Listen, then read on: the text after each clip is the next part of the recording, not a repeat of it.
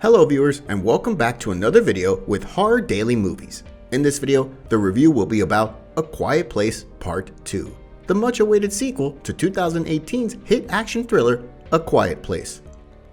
Before the video starts, do take a moment to subscribe to the channel and turn on notifications to never miss out on a new video.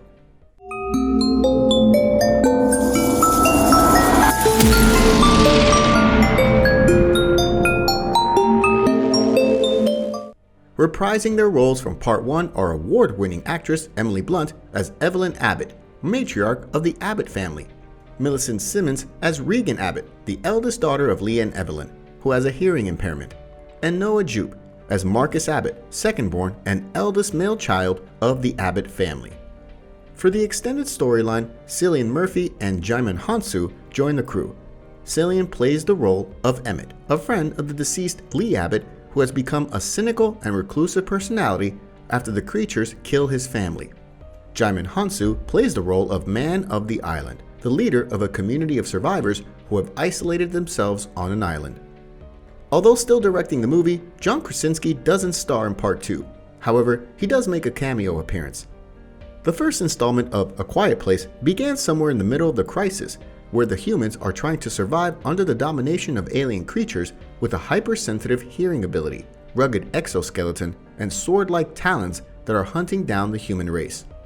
The second part, however, sheds some light on how these creatures actually arrived on Earth in the first place.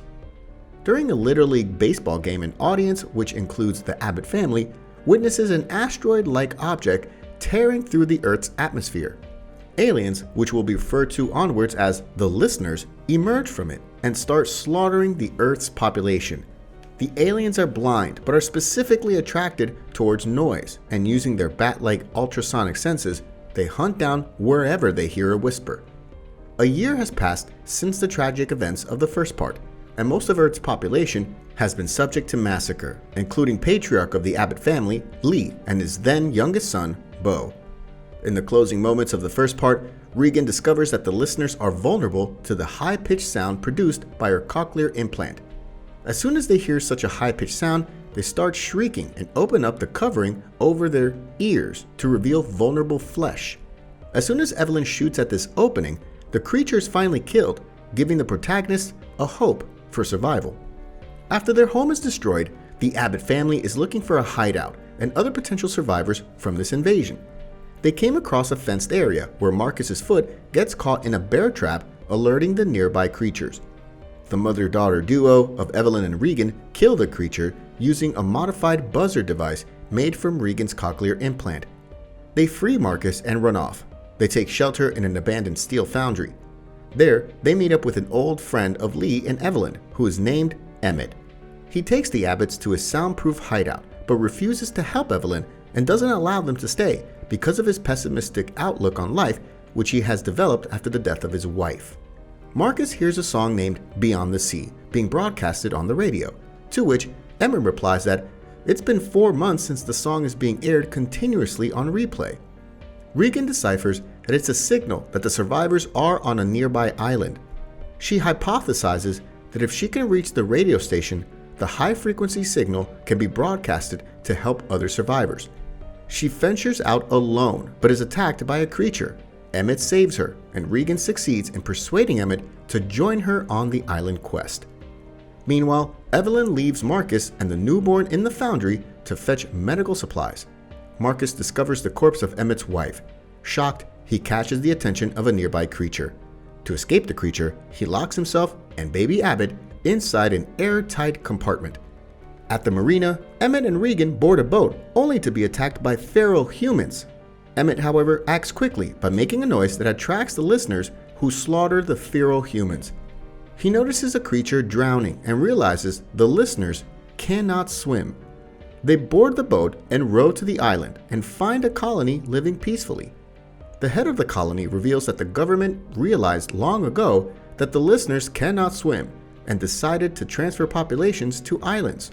But the ensuing chaos meant only a few boats can make it to the island. Back at the foundry, Evelyn locates the kids before they choke and hide in a bunker as a creature lurks around to find them. Meanwhile, another creature drifts to the island after accidentally boarding a boat and begins slaughtering the island folk. Regan and Emmett run to the radio tower, chased by the creature. Regan plays the high-frequency signal through the room speakers, which exposes the creature's flesh, and she impales it with a steel rod. Back at the foundry, Marcus picks up Regan's signal through the radio and plays it out loud, which incapacitates the creature, and he shoots it. At the close, Regan leaves the hearing aid plugged into the radio tower mic in hopes that the signal can be weaponized by the remaining survivors who receive the transmission. The second part to A Quiet Place serves as one of the better sequels produced for a horror film. It provides background on the alien arrival on the planet and reveals more details around them. The film is also more optimistic than its predecessor, showing the vulnerabilities of the listeners which finally make them mortal, giving a glimmer of hope to the audience for the protagonist's survival.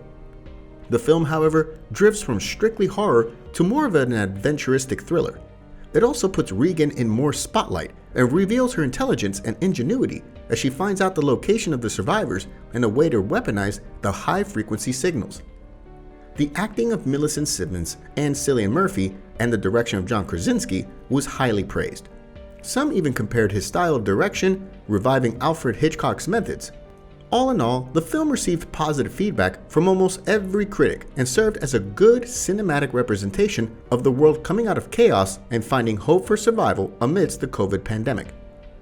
Did you like the video? Then leave a thumbs up to support the channel, subscribe and click on the bell icon to never miss out on the latest horror film reviews. And to watch more reviews like this, click here. Until next time.